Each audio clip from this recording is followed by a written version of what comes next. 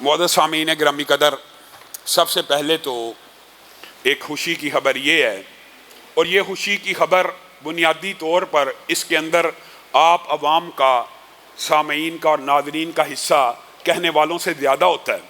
ہمارا کام تو یہ ہے کہ لوگوں کے اندر بات بتلا دی جائے، عوامی رائے کو کسی طرف ہموار کر دیا جائے، لیکن حقیقی فیڈ بیک آپ لوگوں کا ہوتا ہے میڈیا کے اوپر، سوشل میڈیا کے اوپر، فیس بک، ٹویٹر کے اوپر۔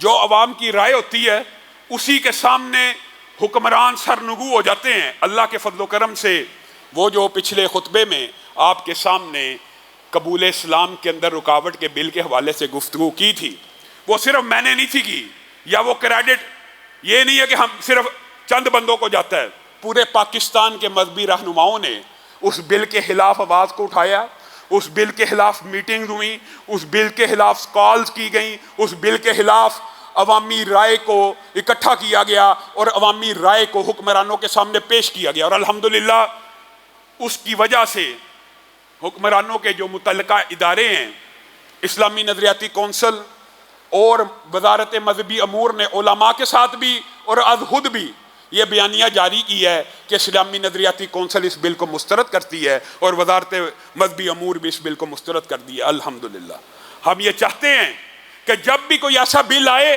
آپ عوام اسی طرح بیداری کا ثبوت دیا کریں، اور جو لوگ یہ سمجھتے تھے کہ اس طرح احتجاج کرنے سے کیا ہو جاتا ہے، اللہ کے فضل و کرم سے بے شمار ایسی باتیں ہیں کہ جب بھی ان کے خلاف صدائے احتجاج کو بلند کیا، ان کے آگے دیوار بنے، ان کے آگے ڈھال بنے، حکومت وہ واپس لینے کے اوپر مجبور ہو گئی۔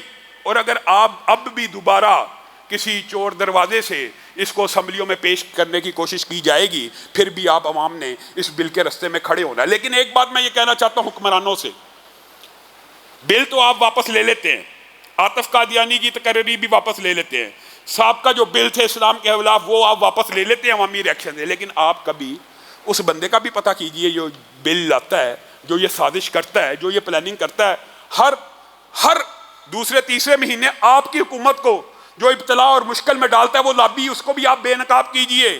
یہ بار بار آپ کی حکومت کے اندر کون سی لابی ہے جو اسلام مخالف بل پیش کرتی ہے؟ کبھی اسلام آباد میں جی مندر بنانا ہے، کبھی جی عاطف قادیانی کو مشیر بنانا ہے، یہ ایک لمبی چوڑی داستان ہے، آپ سب جانتے ہیں۔ اکثر خطبات میں ان مسائل کی ہم نے نشاندہی بھی کی ہے۔ تو آپ اس کلپریٹ لابی کو جو حقیقی معنوں میں آپ کے اوپر الزام ہر کوئی لاتی ہے، اس کو بھی بے نقاب کریں اور ان کو بھی کیفر کردار تک پہنچائیں۔ دوسری بات جو آج میں کہنا چاہتا ہوں وہ افسوس اور دکھ کی ہے۔ آپ کے سامنے آپ کو یاد ہوگا سمیع الرحمان شہید قصور کا ایک بچہ تھا، حافظ قرآن تھا، تراویحیں پڑھاتا تھا، معصوم علی نامی ایک مجرم پولیس والا اس کے ساتھ زیادتی کی کوشش میں مصروف رہا۔ اس نے اپنے والدین کو شکایت کی، یہ مجھے بار بار اس غلط کام کے لیے ابھارتا ہے۔ آپ کے سامنے یہ کیس رکھا تھا، اس بدبخت نے دن دہاڑے سمیع الرحمان کو، نام کا وہ معصوم ہے دنیا کا سب سے بڑا ظالم، اس سمیع الرحمان کو گولی مار کے شہید کر دیا تھا۔ وہ سمیع الرحمان جس کے قتل کے گواہ سورج کی روشنی میں موجود ہیں، جو خود بیان دے رہا ہے کہ مجھے مرنے سے پہلے مجھے فلاں بندے نے گولی ماری ہے، میرے باپ اپنے باپ کے ہاتھ میں دم توڑ گیا۔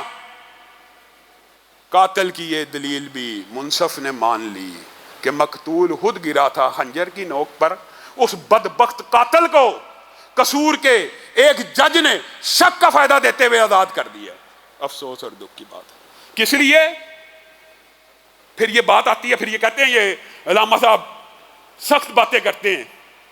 ہم یہ سمجھتے ہیں اس کو اس لیے آزاد کیا گیا ہے کہ سمیع الرحمان ایک حافظ قرآن تھا، اس کے چہرے پر داڑھی تھی۔ آپ کو کوئی داڑھی والا، کوئی مسلمان مر بھی جائے آپ کا ضمیر نہیں جاگتا۔ کوئی لبرل مافیا کا ایجنٹ ہوتا، میں دیکھتا کیسے معصوم علی کو آزاد کیا جاتا ہے۔ اگر کوئی بے دین شخص بھی ہوتا تو معصوم علی کو آزاد نہ کیا جاتا۔ آج معصوم علی کو شک کا فائدہ، کون سے شک کا فائدہ دیتے ہوئے بری کیا گیا۔ الحمدللہ آپ نے، آپ کی جماعت نے وہ سارا کیس لڑا، جج بھی ججمنٹ دیتے ہوئے شرمندہ تھا، آنکھیں نیچے تھی، وکیلوں کی آنکھوں میں آنکھیں ڈال کے بات نہیں کر سکا۔ پتہ ہے اب بندہ کیا کہ پھر کہیں گے توہین عدلیہ ہو گئی۔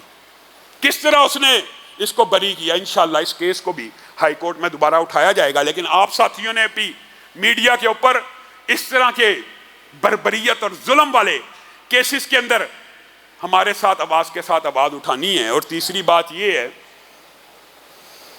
آج کل معیشت کا رونا ہے ہر جگہ، جی معیشت تباہ ہو گئی، اور معیشت تو تباہ ہونی ہے جب تم اللہ کے حدود کو، اللہ کے نظام سے اس طرح بغاوت کرو گے۔ یہ سمیع الرحمن کے قاتل کو قصاص کے طور پہ پھانسی پہ لٹکاؤ، آسمان سے بھی رحمتوں کی بارش ہوگی، زمین بھی خزانے اگل دے گا۔ اپنے بھائیوں سے افغانستان سے سبق سیکھ لو، کیا ان کے پاس معیشت، کون سی سٹاک مارکیٹ ہے، کون سے ایسٹس ہیں، کون سا زر مبادلہ ہے؟ آپ کو شرم نہیں آتی؟ ان کا جو 1 روپیہ ہے پاکستانی 2.5 روپے سے اوپر چلا گیا ہے، اتنی پسماندہ معیشت کے باوجود۔ کس لیے؟ کیونکہ وہ غلام نہیں ہے۔ اس لیے کہ IMF کا بندہ آیا ہے، انہوں نے اس کو کھانا کھلا کے کہا چلے جائیے، ہمیں آپ کی ضرورت نہیں ہے۔ ان کی معیشت کس بنیاد کے اوپر مستحکم ہو رہی ہے؟ اگر دنیاوی اعتبار سے، دنیاوی اسباب سے دیکھا جائے، وہ ایک فیل معیشت ہے آپ کے نزدیک، گوروں کے نزدیک، آپ کے نزدیک فیل معیشت ہے۔ اس معیشت فیل کیا ہے؟ 1 روپیہ پاکستانی 2.5 روپے سے اوپر ہے۔ آپ کو کچھ اپنی اداؤں پہ بھی غور کرنا چاہیے۔ آپ یہاں بھی، اس ملک کے اندر بھی، آپ نے سعودی عرب اور خلیج کے ممالک کو نہیں دیکھا، انہوں نے اللہ کی حدوں کو صرف قائم کیا، آسمان سے بھی رحمت برسی، زمین نے اپنے خزانے اگل دیے۔ آپ بھی ایک مرتبہ آزما کے دیکھ لیجئے، آپ کو پتہ نہیں کس نے روکا ہوا ہے۔ اب یہ قتل کا بدلہ قتل، پھانسی تو دے دیتے ہو، اگر اس کو یہ نام دے دو گے کہ قصاصاً اللہ کی حدود کے تحت اس کو پھانسی لگا دیا جائے گا، کیا تکلیف آ جائے گی؟